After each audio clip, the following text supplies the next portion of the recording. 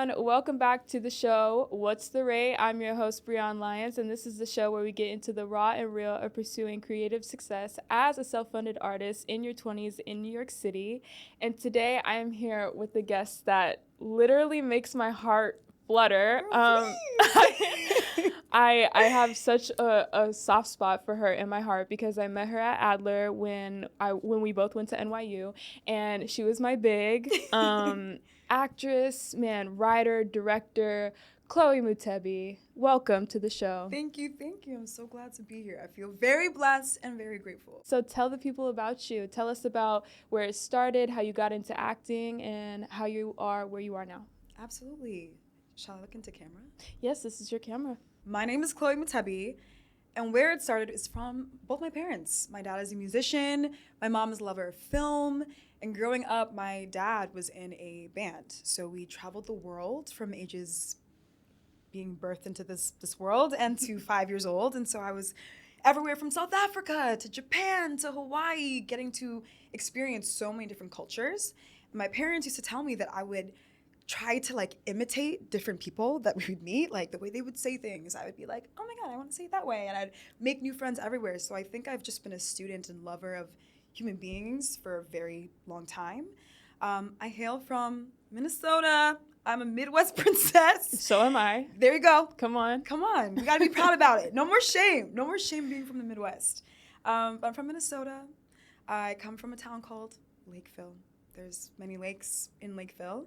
And growing up, I did it all. And that's, again, the African in me. I was in speech. I was in theater. I did sports. I did so many things in so many choirs. And with my dad specifically being a musician, singing has been something that was a part of my life before I could even speak. Like, whether it was humming along or trying to figure out tonality, what he was doing, being creative and having musicality in my being is something that I feel like I was birthed into this world with. But actually what got me into theater specifically was the fact that I got injured when I was in high school and couldn't do sports anymore. So I was like, okay, theater people are kind of weird, but I'll delve deeper into this because I already was doing theater a little bit in middle school and I was singing in all the choirs, and many of my friends also did all of these different programs. And I fell in love. I was like, I have to do this for the rest of my life. And my first big role was playing Scarecrow in The Wizard of Oz. And I won a little spotlight award for Best Actress for my role as Scarecrow in The Wizard of Oz. And then the following year we did Shrek, and humbly I played Donkey pretty darn well, I have to say. And I was blessed. I told my mom that I wanted to do theater, which of course made her heart stop. And she was like, okay, Queen, if you want to do it, you have to apply to as many schools for theater as you will for something that is more serious. So I applied to 22 colleges, 11 for different theater programs and 11 for forensics and aeronautical engineering, because that felt rooted and grounded in something that I would do if it wasn't the creative life. But I ended up getting to every single artistic school that I applied for, and NYU blessed me with tuition-free, a scholarship. So I got to go to NYU all 4 years. I don't have to see any loans. And right before I graduated, I was blessed to be able to be picked up by an agency and just start working and doing the thing very quickly. And it kind of threw me into the ringer very fast. It was auditioning for really big projects when I didn't even know what a self-tape was. I was like, I'm a theater girl at heart. Theater's what I do. But I learned film. That curve I had to learn very quickly, and feel very thankful to now be in a place where I do feel comfortable in the film world and also feel equally yoked in theater as well. So that is kind of how I got my start with being an artist, and now where I'm at, I'm living in the city. I'm currently in a play right now, so we're going to Scotland. I'll be having my Fringe Festival debut, but I'm also a director and writer that blends the messy and beautiful chaos of life in either a slice of life sense or with accessing the familiar with fantastical and leaving people deeply impacted, whether it's they laughed their booties off and couldn't imagine laughing that hard, or leave and their heart is broken and shattered, but they move in life differently. That's the kind of work that I want to create. And that's me. Yeah. Tell us about that transition. You said you were pretty much thrown in pretty immediately as soon as you graduated. Yeah. So talk to us about that and learning those ropes and what that looked like for you. Absolutely. It was something that shook me to my core. Because as thankful as I am for NYU, I don't know if this was your experience as well, but we didn't really have a lot of programs that delved into film other than like Stone Street. But if you were doing any other studio, there wasn't as much like self-tape work that was tangible, or this is how the industry works with making connections with casting directors, and this is the research you should do for tonality of films if this is the person that you're auditioning for. Like all of those things I had no understanding for, and there's such a difference between acting for theater and acting for film. Absolutely. And when I was signed, I was a big theater girl, and I was doing a lot. I wasn't acting with the camera, I was acting at the camera. And I was blessed that my rep at the time really wanted to invest in me and like got me a coach, like got me someone to work with to really rein in all the skills that I developed at NYU to work for film as well. And a lot of it too was auditioning and getting those no's, but getting that feedback to learn about what was working and what wasn't working. And at first it used to crush me. Like I used to be like, oh my gosh, I'm terrible. I'm like never gonna work again. And it's like, oh no, like you did a lot here. This is how you can move differently in the future. Still being able to be seen by those casting directors and them even notating my work. Like, oh my gosh, this tape was like so great. I'm gonna consider you for the future. And being able to also go into rooms and take up space. Yeah. I feel like, especially at NYU, casting offices, agents, managers feel so above us. And they, like, yes, they do make the moves, they do make the decisions, but they want so badly for us to be their yes. And so learning how to walk into a room already having my worth within me, knowing that, like, if it is aligned, I'm going to come in here like it is and not be ready my no, but be like, I'm going to take this as my yes and show you myself authentically is what I really learned in the growing pains of auditioning for all these big studio projects where you'd go in and you'd see really big actors and work across from them, or like see people in rooms that you recognize on TV being like, how am I auditioning for this project that she's also auditioning for? But knowing like I'm in this room for a reason. Also rejection is, again, redirection. And learning from that, it just showed me the rooms that I am capable of accessing and deserved to be in. And once I got over that hurdle of the imposter syndrome of it all, like not believing I was like enough, finally entering rooms where it's like, no, I am enough. And I got this audition for a reason. And I'm going to show you my version of this character. If you don't like it, that's fine. But if you do, great, let's move, let's drive, let's figure this out. It's something I'm very thankful for kind of being sent into the deep end for this kind of work. Yeah. Because we just didn't get that training necessarily of like what it means to connect with casting directors, to show up and be fully yourself, and audition etiquette too, of like how to enter rooms, how to be, how to exist, but also not make yourself too small. Yeah. And I'm just thankful that I got to learn that really quickly, because it takes a lot of people a long time to even get to a place where they're auditioning at that level, and being able to do that right off the bat, like, helped me honestly shave off years of wanting, trying, and then like needing to figure out then. Like, it's like now I'm in that place. Yeah. I know who I am. I know I'm talented, and it's just a matter of like if this is aligned with what God wants for me. Yeah. Yeah. A lot of my guests have said it's just doing it, and in just doing it and taking that scary jump or leap, that's when you learn the most, not only about yourself but what you're doing. Exactly. You kind of have to just do it. You can't ask too many questions. Oh wait, I don't know if I'm ready, let me learn this, let me learn that.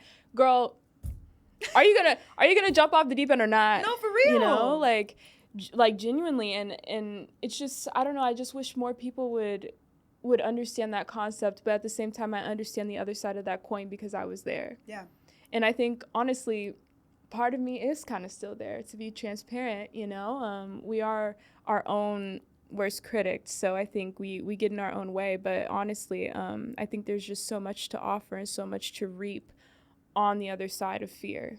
Exactly. You know? So game, experience, tools, knowledge, and wisdom, you know? Let's talk about some shifts. So you talked about the experiences that gave you some game about what you do, but what was the experience, person, or project that you feel like kind of gave you a steady spot or a steady rhythm in your career or just in your audition process and things like that?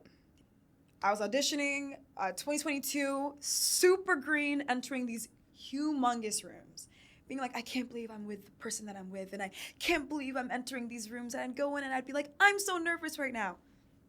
Which is great. They love being genuine. They love your honesty. However, once I finally got into a rhythm of being sent out consistently, like I was getting like 3 to 4 auditions a week and needing to trust that my output was strong enough to see the other side, to see the next step in the audition process. Mm-hmm. Once I finally got to a place where it's like, okay, I have a quick turnaround. I gotta trust that my talent is enough to be able to memorize these lines, do the work, submit it, and believe in it. Yeah. I'd gotten in such a heady space where it's like, nothing I'm doing is perfect, that it got in the way of my process. Mm. But my agent literally forcing me to audition that consistently forced me to be in a place where I had to trust myself. I had to let go and let God. I had to be like, whatever this work is in this moment, I have to ground it in truth. And at the whether it is what the casting director is looking for or the producing team, if they can see me in this first initial audition and see something that is truthful, something that is engaging, that is enough. That's the first step. Mm-hmm. And getting to a place where I finally understood that the essence is me, the product is me, what is being sold is me. And stepping into myself and confidence into myself is what changed the game for me. Because I got to a point where I was like, okay, I'm working a 12-hour day from nannying to serving, and I have to go home and I have to get this tape done. So I'm on the subway memorizing these lines. I'm serving with AirPod in ear. I'm taking these orders, but also I'm like recounting the words in my head to make sure they're still there so I can go home at midnight, do the self-tape with a recording that my friend sent me. Not any real active input in real time, but having to generate that for myself.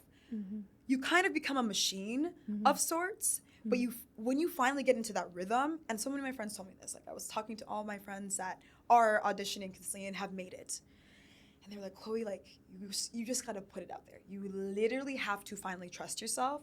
And once I got to a place where I was like, okay, I know that although this work might not be like my best work, but again, it's truthful, it's engaging, and it's me, that's enough. And that changed the game for me. Suddenly I was getting callbacks. Suddenly if I was getting rejection, casting directors were like, we like her. She's bringing something that is very unique, and we're gonna consider her for a future project. I was on people's brains, and then my agent at the time was being able to get just like direct offers, not offers, but like emails from casting directors being like, hey, we are auditioning this. We think Chloe would be great. Can we put her in the pool?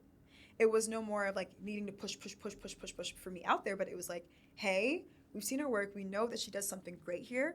Don't quite know what it is, but maybe it's gonna work here. Let's see, let's try that. And once I got into that rhythm, it took away the stress of auditioning for me, of needing things to be perfect. Because I feel like now more than ever, we are getting to see work that isn't perfect. I feel like we're seeing a lot of shows where we're like, that's a choice, but it's uniquely that person. And that's what I'll give many of the shows that we are taking in right now, is the fact that it's like, that's them. I'm not seeing many people doing that. And that is what keeps the viewer engaged. Another learning experience for me that also put me in flow of just doing the dang thing was producing my short film last year. My friend Marlena Lerner, love her down, reached out to me and she was like, Chloe, you've been writing all these things and leaving them in the closet. I have a project that I'd love you to jump on board for and be a writer and director. Because you said you want to do it, let's do it. Mm-hmm. And I was like, oh, okay, but like, what if people don't trust me? And I don't know. And she's like, girl, it's guerrilla work. Like we're all gonna be like in the trenches and we're gonna figure it out together. Mm-hmm. So it was meeting with her and meeting with Willa Troy as well, also a brilliant writer, director, editor.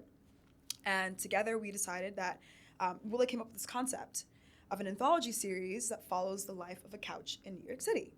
And so my role was the third installment, basically creating like a puzzle piece to their 2 shorts that have already been written and already in the development of being created and shot. So I was like, okay, like this is like a assignment of sorts, which I love. I am a student at heart, let me tell you. I love being given a prompt. Give me a prompt, I will make it happen, I will make it interesting. And it was so fun to challenge myself with that container, but also make it uniquely me. And again, so many growing pains of like I was like, oh my God, I just gotta write something and I gotta direct it. But then the producing element came. And also this is my first time directing a film came in. And working with people who consistently work in the film world. And this was my first time. So again, getting over the hurdle of like, they know this language that I don't. I don't know what different shots are. Like, I don't know how to make a shot list, but like going to YouTube University and figuring it out. Watching films that have inspired me, that were in the realm of what I created, and reading their screenplays, watching the directors talk about what came into their process of creating that film and making it such a success. And for me, I was able to garner all these skills from actively doing the thing. So again, this concept of fake it till you make it, which I don't believe exists, because if you're actively doing the thing, you're not faking it. You have to do it. Whether it's great or super, like it's great quality, sure, that can be in question. But as far as like faking it, like you're doing it. You're not faking it. You are actively in pursuit of doing the thing. You're it, babe. Yeah, you are Yeah. it. Yeah. You're doing your big one and you're doing it. Yeah. And that taught me so much about, again, letting go, letting God, but also trusting myself. Knowing that my friends wouldn't have trusted me to call and say, I want you to write and direct this if they hadn't seen me as a creative already. They wouldn't have been like, Chloe is the person to write this next project and also direct it and also be a producer if I hadn't laid the groundwork in my past work to do the damn thing. Yeah. So being able to learn about like post-production specifically, getting a sound mixer, a colorist, like all these different things I never even conceived, but even going to actively being in production of crafty, figuring out all the different lenses that existed and needing to protect them. That stresses me out. Like, no, because that, I'm not gonna lie, I'm not trying to cut you off, but please. That, like, it'll kind of deter you from making stuff, just like how overwhelming that process can be. I'm not gonna lie, like there's a couple films I've tried to make, and just the amount of resources you need, the budget you need. The budget, ladies and gentlemen. The budget. And let me tell you, I'm still paying her off. I am still paying her off. Hey, come on. We love transparency, okay? A lot of sweat, tears, not blood, but a lot of sweat, tears, crumpled up tips, I was working 70-hour weeks while also trying to plan the production, do the production, and be in post-production.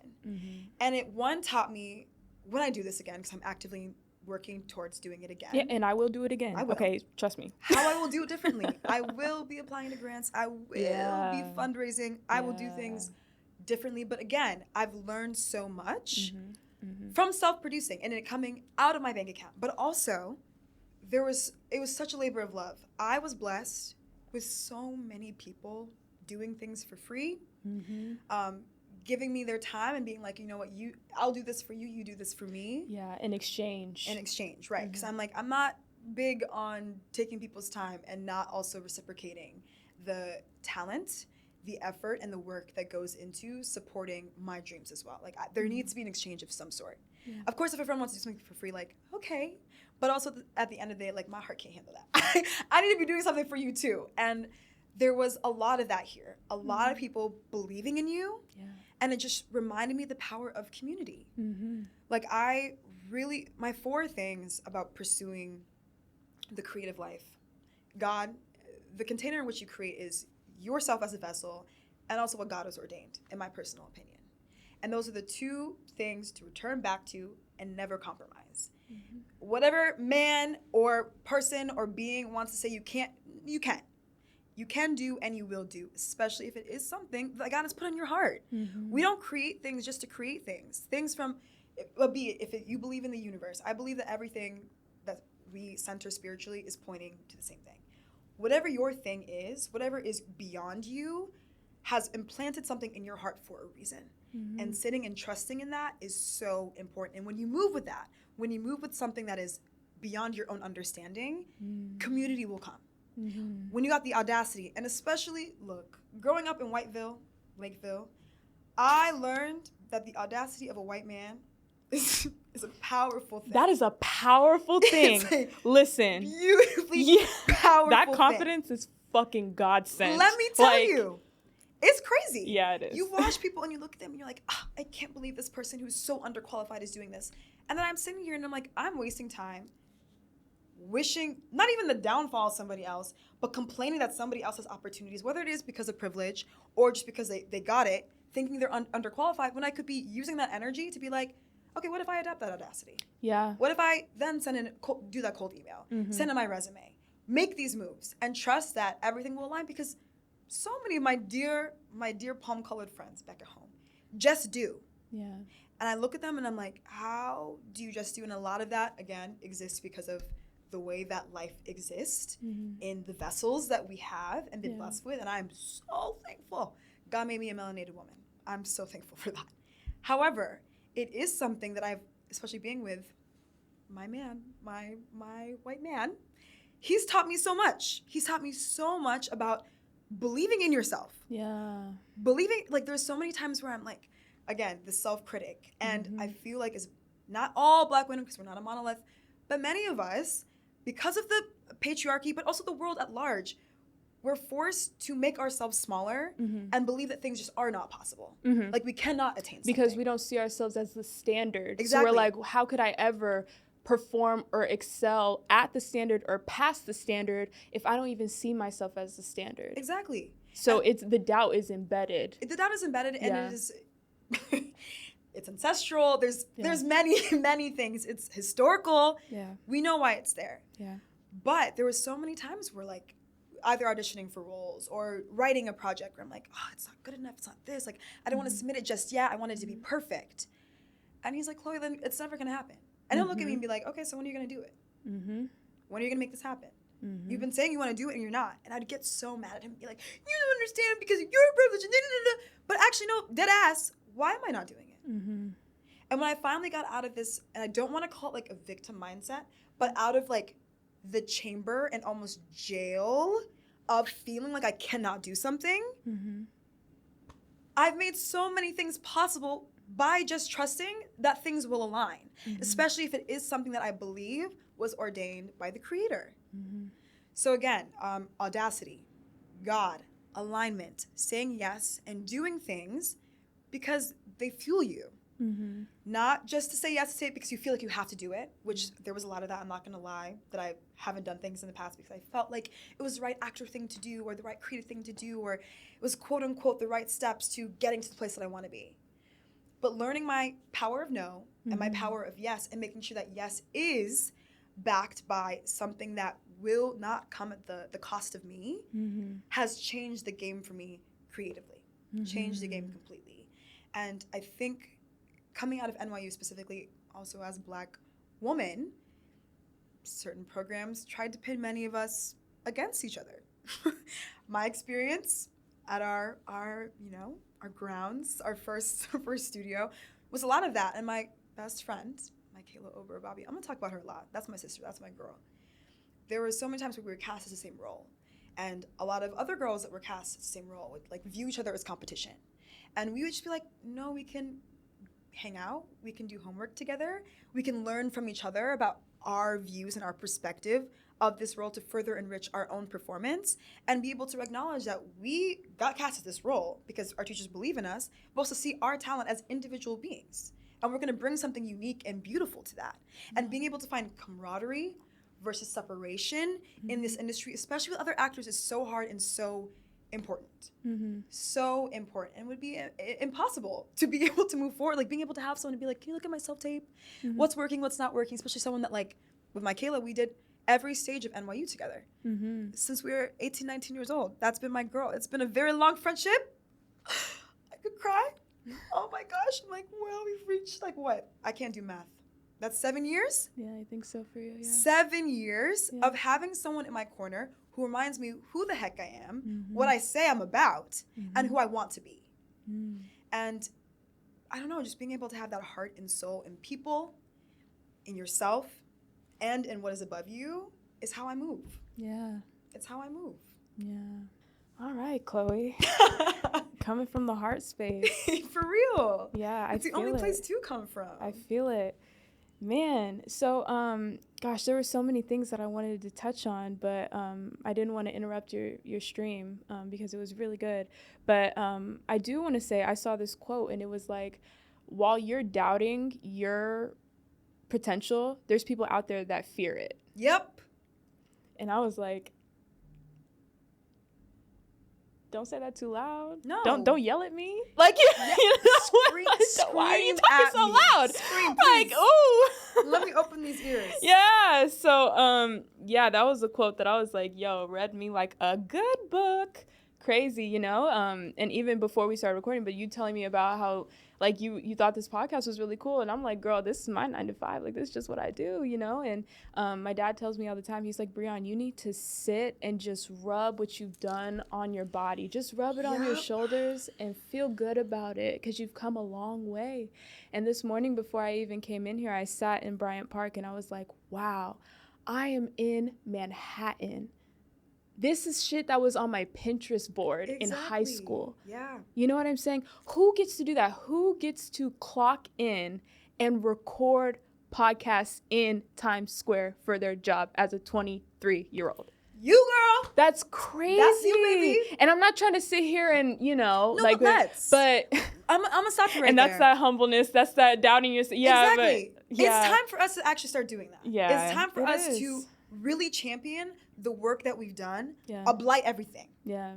Because we don't do it enough. Yeah. And this is the space that you've cultivated to do exactly that. So I'm gonna stop you there. Let's champion that, because what you've done is amazing. Thank you. It's so beautiful, and it is so needed, because we don't have these spaces. Yeah. So, girl, what you created is changing people's lives and will impact so many people that get to sit and listen to it. Because think about it, it's like all the interviews that we'd watch, like I like watching like Viola Davis or Lupita Nyong'o like talk about their humble beginnings and where they've started and where they're gonna be. Being able to have people, probably like high schoolers or anyone, actively listening to what is it like to be in this in-between. Yeah, exactly. Of like, you know what, we've graduated, we're now trying to figure it the heck out. Yeah. What does that feel like? Yeah. And that's going to give people the reality that we did not have. Yeah. I wish we had this. Yeah. I wish we had this. And you're giving people a blueprint. Yeah. A blueprint to feel like they're not behind. Yeah. And to know that every step is for a reason. Yeah. And is destined. Mm-hmm. So you did your big one. Thank you did your absolute big one. Thank you. I also feel like going to NYU, people assume like, oh, you have steady grounds, or oh, you have a good setup. Exactly. Right? And I'm not gonna lie, like NYU is a solid name, right? It definitely makes people do a double take, right? Because that training is it's excellent. Yeah. You know what I mean?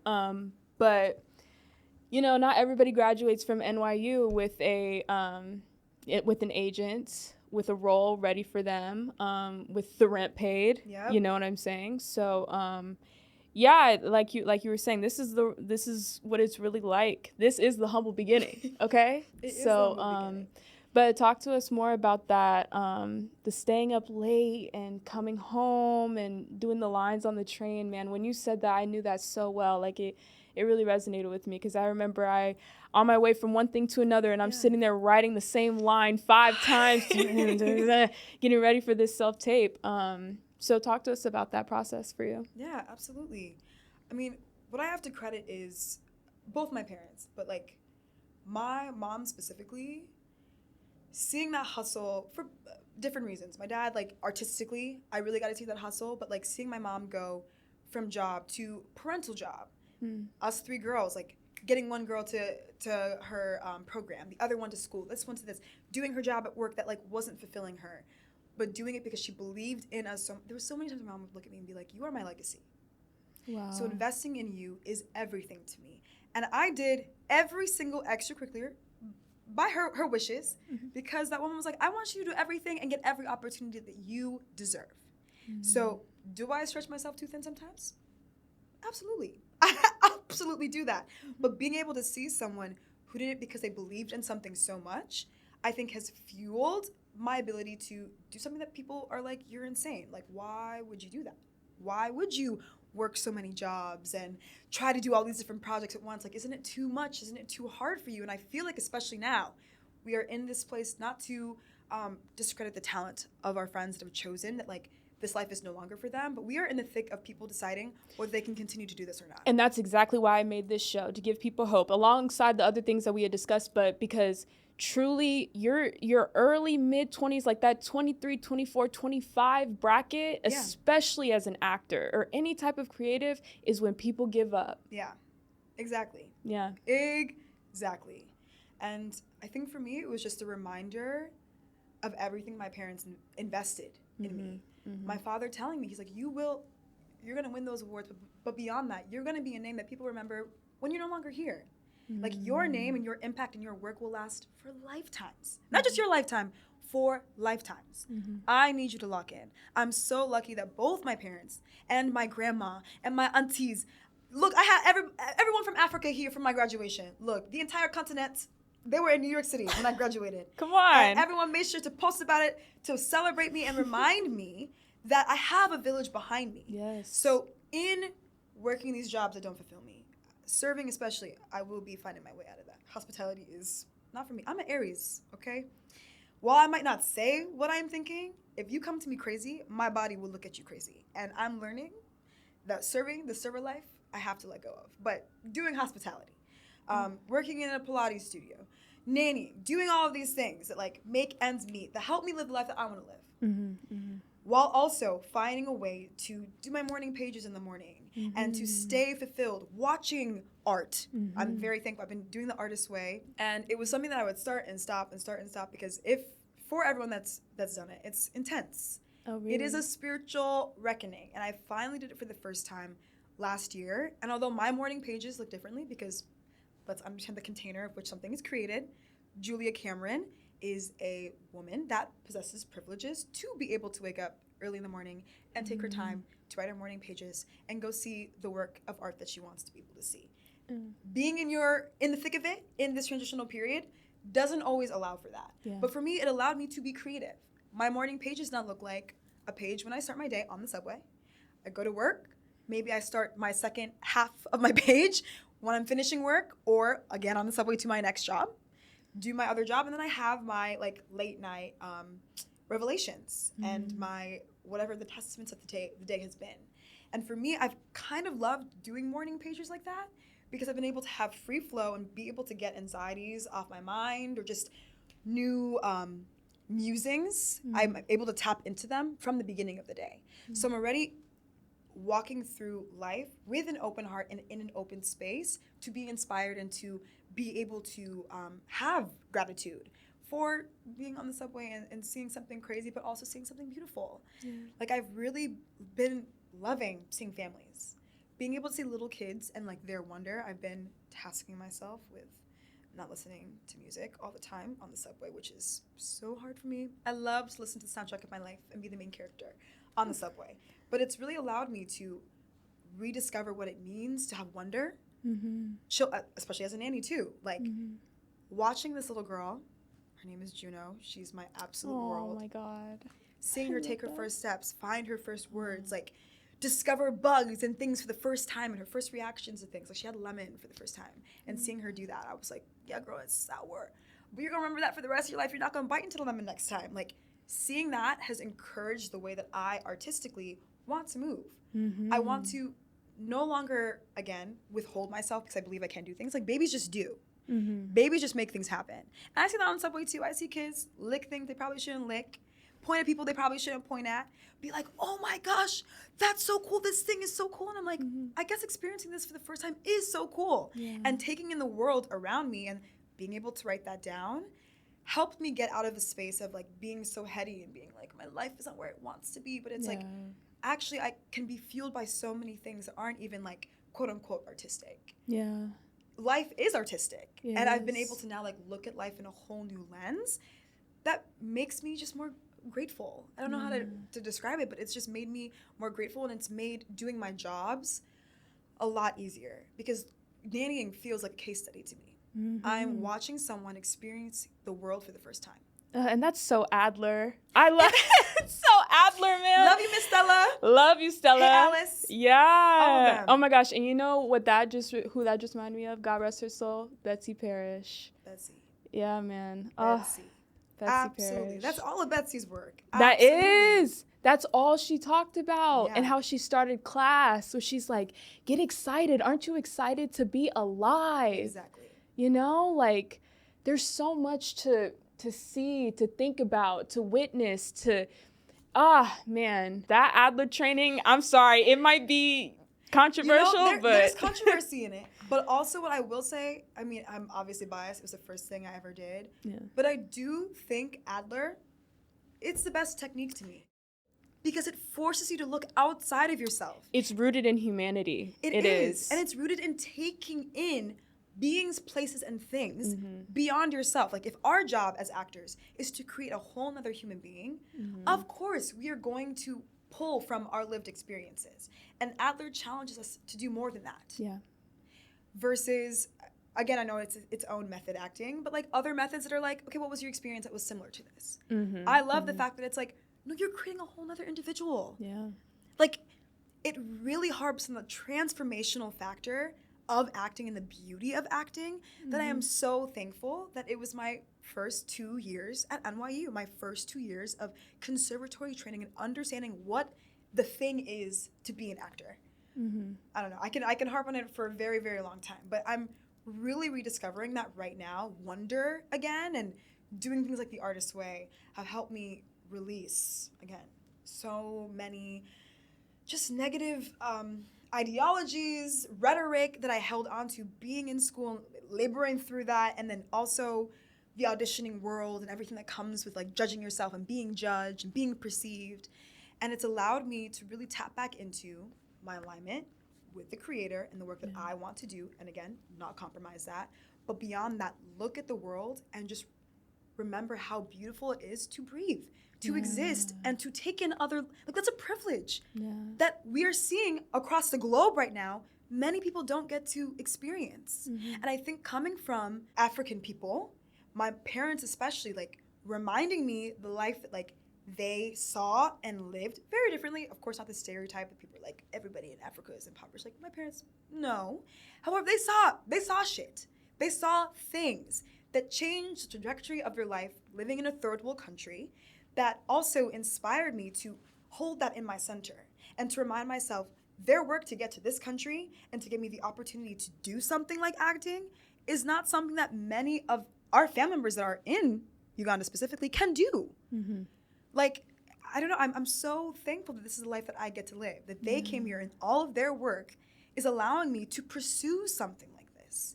That's a gift, and it's not a gift I take for granted. And while I do think of people at NYU who have parents or have support that can finance their lives here, where they can just worry about going to acting class and drinking their matcha and doing Pilates and doing their voice lessons and not having to worry about it. And the audition that they just didn't do too well is like the only thing on their mind. Not their bills, not any of that. While I'm like, there used to be envy there. I am so thankful that I am rooted in something beyond that, where I'm constantly reminded why I'm doing what I'm doing and who I'm doing it for. Because when it's outside of yourself and it's outside of just wanting to be great or just wanting to win these awards, that's when you make work that's actually impactful. That's work people are actually engaged in. Because people can see that. They can feel your ancestry. They can feel the grind. They can feel everything. And it's so human, that people are like, I want a piece of that. That moved me in a way that I can't even articulate. It's not calculated in any capacity. It's like, this is so raw that it fueled me in a way that I have no understanding of. And that's why, I don't know, I'm so thankful. And I feel so blessed that while on the grind, I get to do what I do. It allows you to connect with people. Going through stuff allows you to connect with more people, I feel like. And this is not a trauma bonding show. That's not what this is. But it is revealing the dirty side of the rock and admiring the beauty of that dirtiness, of that mud, of those worms and things like that. And seeing that it's not only the muck, but that's earth. That's earth. That's a living, breathing thing that carries all of us. You know? So just to use that as an analogy of what I want this show to be and what we're trying to do here, you know? So talk to us about how your idea of success has changed from when you were bit by the storytelling bug, the acting bug, and where you are now, and like how the vision of where you want to end up has shifted as you've gone through X, Y, and Z, or as you've evolved as a creator? Honestly, I went back home last year and got to go back to my childhood bedroom. And I found my first Michael Jackson journal. Where in this journal, I wrote all the goals of like where I wanted to be and the kind of creative that I dreamed of becoming. And I was reminded of who I was in that moment, which was a girl that was full of so much shame, not to, again, trauma bond or talk about trauma. But again, it's like, what? Actually, no, I'm gonna rephrase that. Let me talk about what my lived experience is and why it's made me who I am. My parents had separated, our house was foreclosed, and we had to go to a homeless shelter. And I was so embarrassed by that. We went from having a house, having a backyard, having all these things, to me, my mom, and my sisters living in one room, living in bunk steel beds in one room, around people that were going through a lot of scarier struggles. We were exposed to a lot. And my way that I didn't even fully tap into or acknowledge of escaping that was through stories. Peter Pan, and I didn't know why I loved the live action Peter Pan. Look, he was one of my first crushes. I loved him so much. Live action Peter Pan, the way you even said it. Look, Ooh. I still, wow. I would watch the movie over and over and over again because there was some part of me that was like life, that couldn't even like really understand how fast life was coming at me. Being the older sister, knowing things that were happening between my parents and to our life at large that my little sisters didn't yet, and needing to keep that a secret, and not wanting to grow up. And being able to see this kid who didn't have to grow up, but was forced with someone that did, that he loved, and wanting to give love back to them, and kind of leaving him in a place where it's like, maybe it is time for me to grow up. Maybe it is time for me to face the other side of what I'm afraid of. So falling into the fantastical realms, I loved like things like Lord of the Rings. Yeah. Like, I lived for that. Narnia. Oh, I was just you read my mind. Yes. I love Narnia. You know, yes. Kids that were going through things, okay? Like, series of unfortunate events, but like these kids were crazy books and like stories where we see kids escape but come back. And so reading my journal entries, my dad and I, when I couldn't see him as much, we had this journal where I'd write letters to him and he'd write letters back to me. And my dad was my everything. That man's my twin.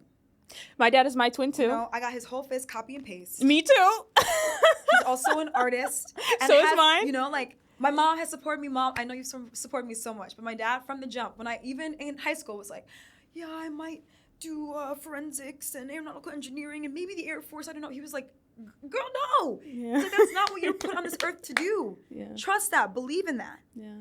Being separated because of the things that happened to my parents from someone who I wanted to be so badly broke me apart.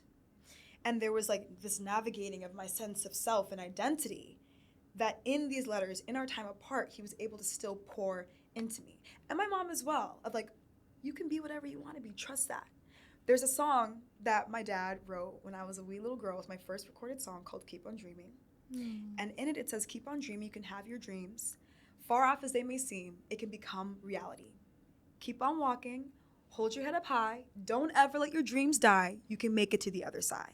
And that were words, affirmations that he made me say at 4 years old. That was my first little song. And in it, I said, I want to be a teacher. I want to be a lawyer. I want to be a doctor. I want to be all these different things. And little did he know he was created an actor who can play all those different roles and can be all those different things. And going back and looking in my journal and seeing that little girl who was in this transitional period, who still was like, I can be all these things and I can do all these things. And I promised myself that I will to get my family out of the situation and to push past itself. I'm always reminded of her and who I'm taking care of and why I'm doing the things that I'm doing. Because many, not to get like emotional, but like many of the things that I wrote in that journal, like I'm actively living. You know, it's like so crazy to be like, I got to go to school. I'm about to get emotional too. Yeah. It's like I got to go to school. I got to go to NYU free of tuition. Yeah. People got $350,000 worth of loans, and I do not have that. I get to live in New York City, get to pursue my dreams, get to audition, get to be this person that, although I'm in the thick of it right now, and I'm like, dang, these hours, and I'm so stressed, and these bills, she couldn't even imagine that. because she was like in that room, although we weren't there for long, but in that room with her mom and her two other sisters, told that she was small and felt like the world was crouching upon her and that she could never achieve anything, and she still did.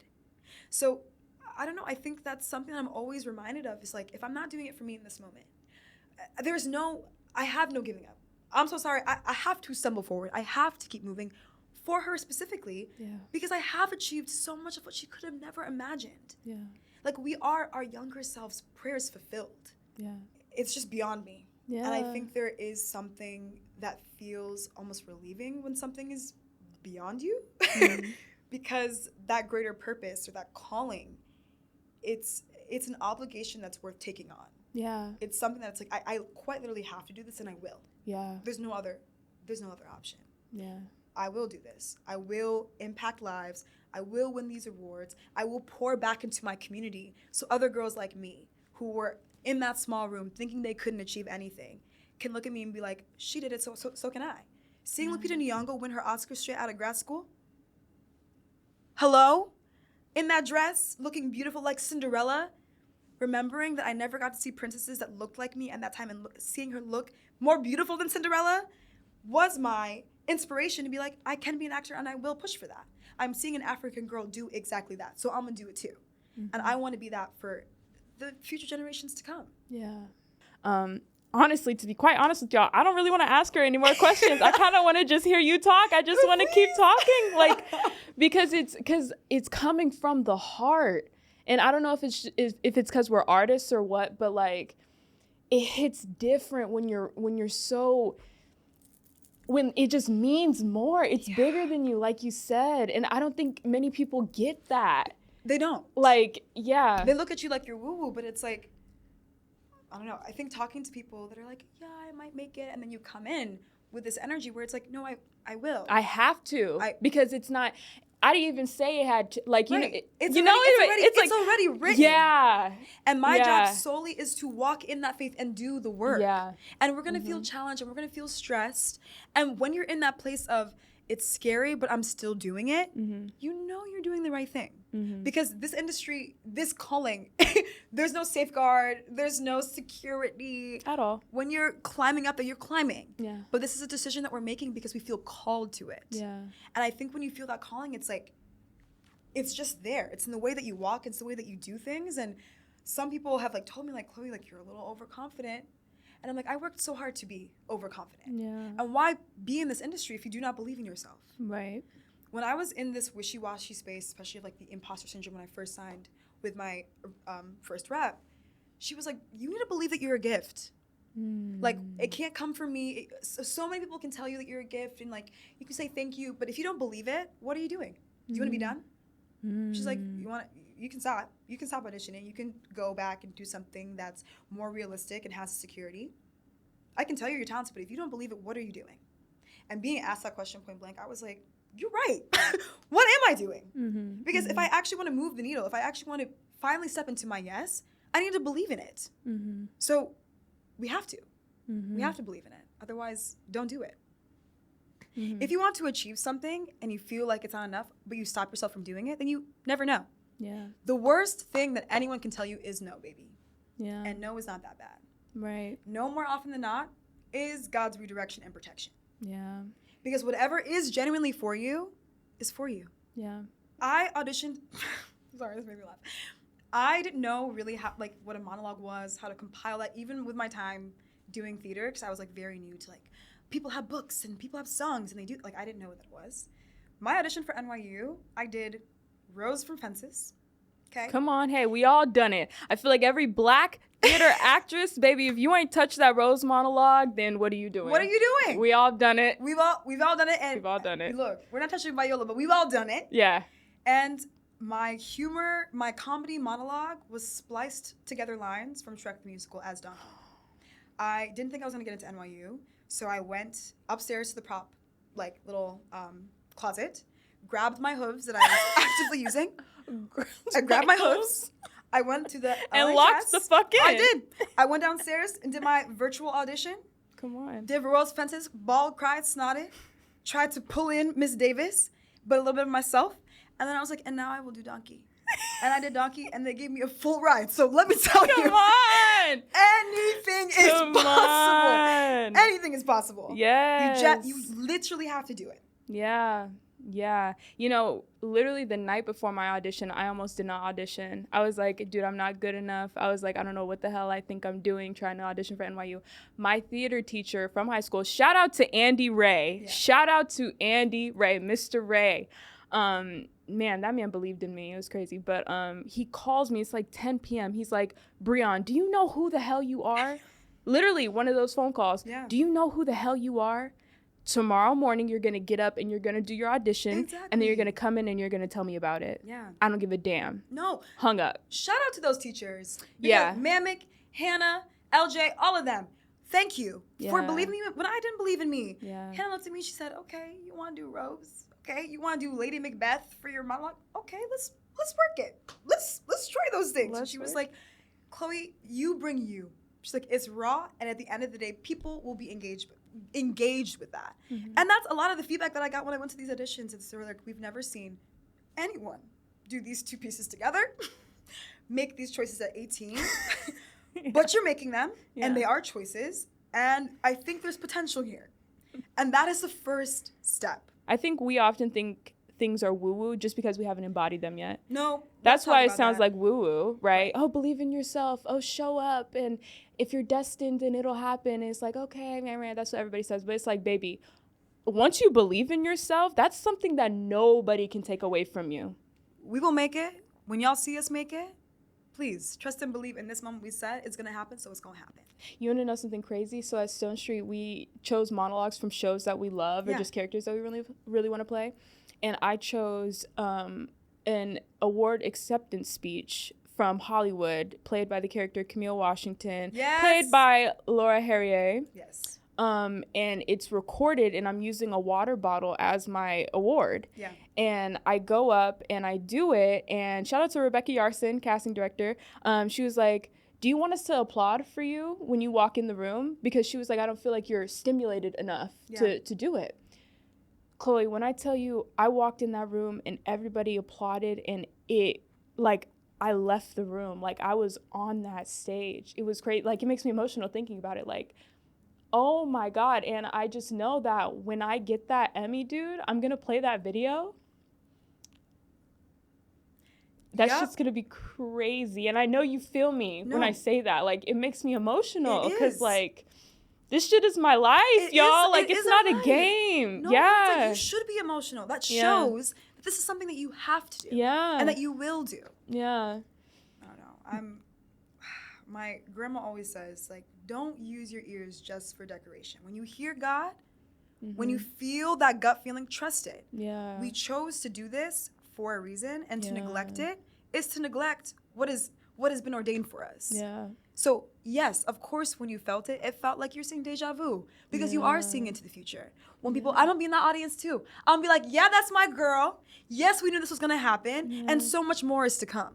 Just going back to how we keep saying it's a calling, because it's like the exhilaration and the way you feel so alive when you're in your element, it's like words can't even explain it. It's truly something that is above us, and it's God, and that's the only way to explain it. Like, I can't explain that out-of-body experience. I can't explain how I feel on stage. I can't explain how I feel when I listen to music. I can't fucking explain that shit. I just know that it makes me feel euphoric as hell, man. Yep.